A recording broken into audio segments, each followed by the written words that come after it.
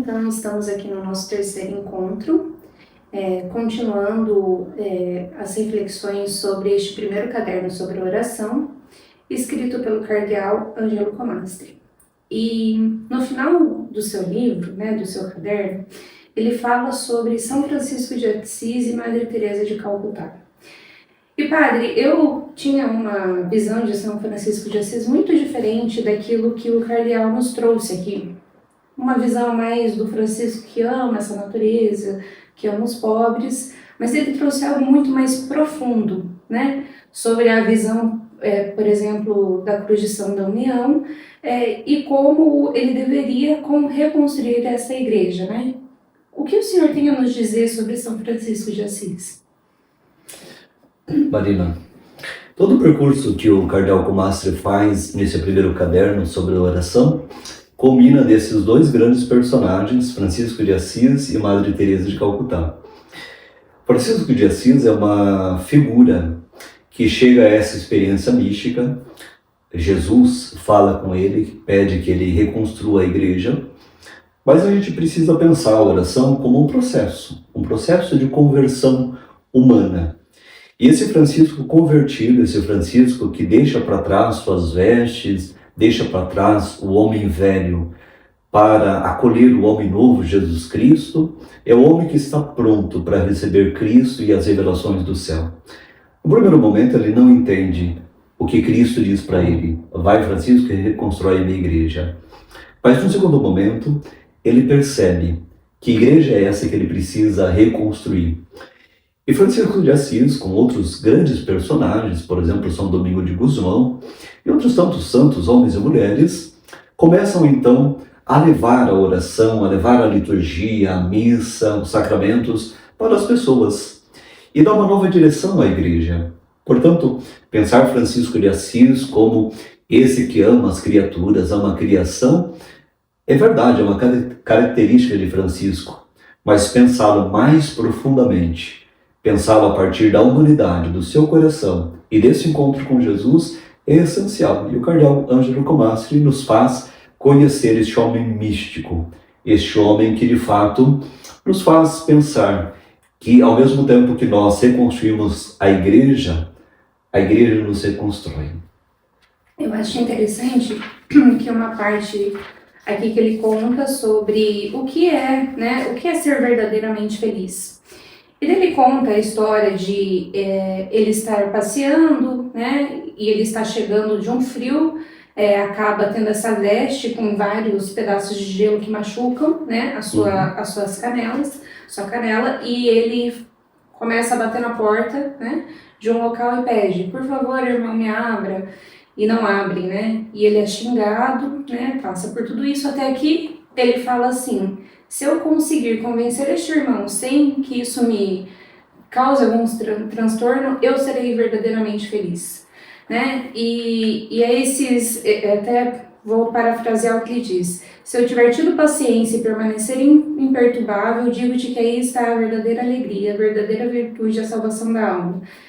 E é interessante realmente essa intimidade que ele tinha, padre, de Francisco de Assis, ele entender que ele se entregava completamente a Deus. Isso. Essa faceta da oração, da humildade, da humilhação e de suportar tudo aquilo que é humano, tudo aquilo que vem de outras pessoas, levou Francisco de Assis a realmente não encontrar-se somente com sua humanidade, restaurar sua humanidade ou pensar na igreja, mas também aqui de amar. Porque sem a oração nós somos muito pobres. E suportar tudo isso para ser feliz significa amar. E amar o outro como se ama Cristo. Certamente no coração de Francisco e de tantos santos, dos monges, olhar o irmão é olhar Cristo. Receber o irmão é receber Cristo. E há uma fala do Ângelo Comastri que nos faz pensar profundamente. Ele diz: em torno do altar da Eucaristia existe sempre a sombra de Judas. E Judas nos faz sempre desfocar de Cristo, desfocar do amor, da alegria, da oração, e isso nos desfigura. Ao passo que nós precisamos superar essa tentação ou essa sombra de Judas para entrar na verdadeira felicidade, para entrar na verdadeira oração. E quando entramos na verdadeira oração, nós somos ricos, somos felizes, somos de fato pessoas transfiguradas. Essa é a grande mensagem de Francisco de Assis. Algo que é muito pouco falado, né? Uhum. E que é tão profundo. Vamos passar agora, padre, a falar sobre Madre Teresa de Calcutá. É tão bonito que ele começa contando a história, né, de uma gravação que um jornalista inglês havia feito e que não tinha uma boa luz neste local. E depois, quando ele vai editar este vídeo, de repente essa luz fica perfeita, essa iluminação fica perfeita, né? Então ela realmente resplandecia, né, Madre Teresa, essa luz.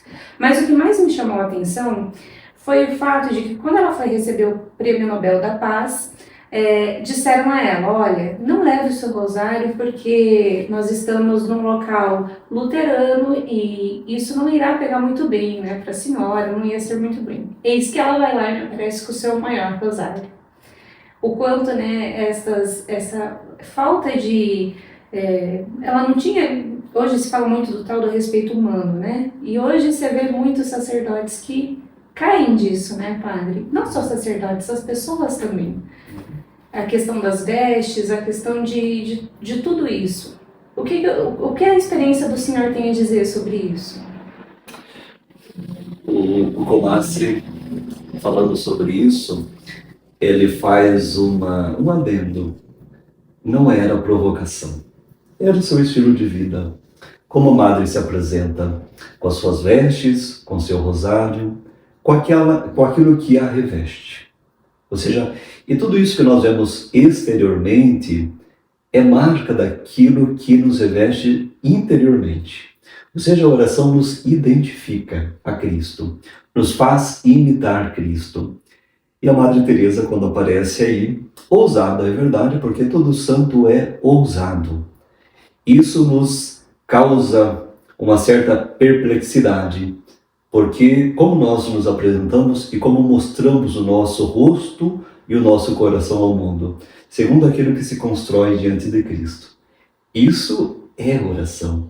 Quando a gente reza, nós permitimos que Cristo nos olhe, nos ama, e nós nos sentimos amados. A Teresa de Jesus, Teresa d'Ávila, dizia que na oração nós não precisamos dizer muitas coisas, mas precisamos amar muito. E a Madre Teresa aprendeu isso muito bem. Amava muito a Deus, porque em todo o convento existia, e existe ainda hoje, muita oração e adoração. Mas existe também muito amor aos pobres. E a mesma Madre vai dizer, nessa sua maneira de ser no mundo, que é preciso amar. Sem o amor, sem Cristo, seria impossível de amar e ajudar os pobres. Por fim, padre, o cardeal aqui eu achei fantástico porque ele traz questões do mundo, né? Então ele traz passagens não só de santos, mas de, se eu não me engano, ele inclusive faz citações de Jung ou Yang, eu realmente não me lembro. E ele tem essa capacidade de conseguir entender o que do mundo ele pode trazer, né? Qual a dica que o senhor nos dá para viver no mundo, mas não se deixar cair no modernismo de hoje? Que acho que isso é um grande problema que a gente vive na igreja hoje. Quando eu estive em Roma, nos anos de 2010 a 2012, eu ia muitas vezes escutar o cardeal Comastre, e ele é um homem de muita cultura. Ele sabe dialogar com o mundo, como a igreja sempre dialogou com o mundo e com a humanidade, não importando a condição das pessoas. E esse cardeal, como também o cardeal Ravasi, que é o próximo livro que nós vamos ler sobre os Salmos, também é um cardeal de muita cultura e que sabe dialogar com as pessoas. E é interessante que o Comastre, ele quando fala desses grandes cientistas, desses grandes psiquiatras, por exemplo, ele dialoga com Freud, com Jung, com tantos outros inventores e consegue buscar, trazer a verdade desses homens que ilumina também o cristianismo. Porque em todo ser humano existe uma semente do verbo. Todos nós somos filhos de Deus. E quando olhamos a criação, vemos que Deus nos criou a todos, que Jesus derrama seu sangue por todos. Porém, nem todos sabem dialogar com a igreja, nem todos aderem a Cristo e sabem se ajoelhar diante dele para rezar, para receber aquilo que ele nos tem a oferecer. E essa é a grande pobreza do mundo. Muito bem, Padre. Agradeço, Senhor. Hoje, então, estamos finalizando este primeiro caderno.